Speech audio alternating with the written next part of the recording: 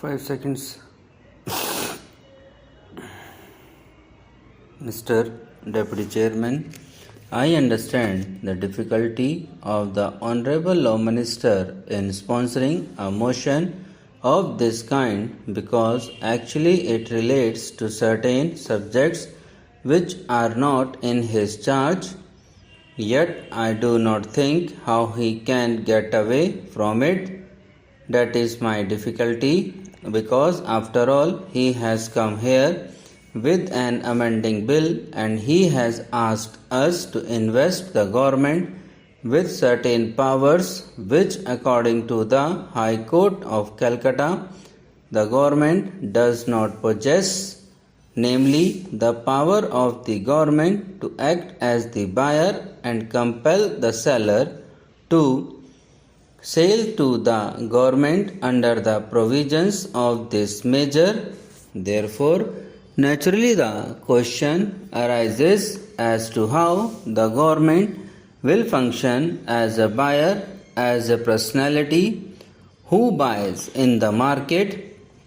The behavior of the government as a buyer in the food market is in question today, and that is a subject matter of discussion. I am therefore entitled to know as to how you will function, because it is not merely a question of food for the people but also a question of public funds that will be placed at your disposal to buy. I would also be interested in finding out at what price you are buying and whether you are buying sufficiently. These are some of the issues for me to discuss in connection with this measure. I am not going to enter into the other aspect of the food situation. Now, sir, the judgment of the Calcutta High Court has been referred to. Yesterday, we read it in the press that the High Court has finally given its judgment holding those orders ultra vires the Constitution, or whether it is. Anyway, this bill empowers the government of West Bengal to buy. Now I will cite how this thing arose. On the 28th August last, the government of West Bengal carried out certain raids on certain mills in Calcutta, in and around Calcutta, about 20 of them, and they secured about 20,000 tons of rice. Naturally, they wanted to buy under the Essential Commodities Act. Their action was questioned by the rice millers. Now out of this the whole controversy has arisen, and this bill also relates to that aspect of the matter.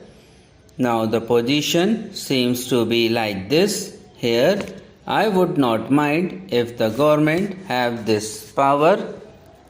For the last 3 years or so we have been crying hoarse over this matter, but our wise leaders of the government did not think it necessary until they had a crisis developing of such dimension that they could not escape buying. Not only that, they had to carry out certain raids in the Calcutta godowns. There again, they proceeded in a very halting manner. Everyone knows that in Calcutta, hoards are much larger, much greater than those found by the raids of the 28th August. My charge against the West Bengal government, and for that matter against the government of India, is that we pass the measure in all good faith when the bill was brought here last time, but the government failed to discharge its responsibility towards the people, and they have failed to find food for the people. It was only when the picture of famine because very grim before their eyes. It was only when men and women from the countryside of West Bengal trekked out of their hearths and homes towards the city for a morsel of food to pick up from the dustbins some grains of food. Only then did the government realize that something had gone wrong.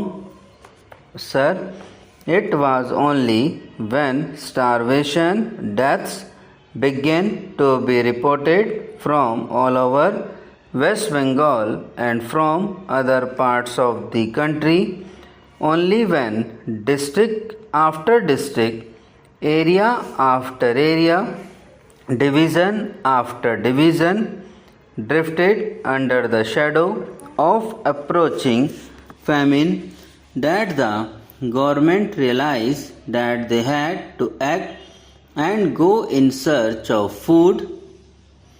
It was not until then that they raised their little finger. I strongly accuse the government of dereliction of duty.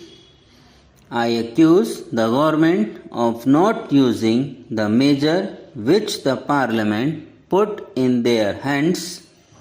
I accuse the government of not using the weapon which we gave them in order to secure food for the people. They gambled with the food of the people. Here is the picture of how the West Bengal government has acted. We do not know what other hoards are lying where.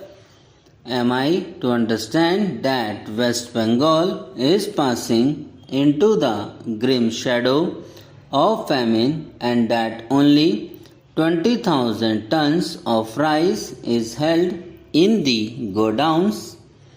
Am I to understand that there are no more hoards lying in the hands of the tradesmen and businessmen, not only in the city but also in the rural areas, so as to have brought about this situation? I would ask the government to explain why are they buying only in the urban areas? Are they utilizing this power in the rural areas also?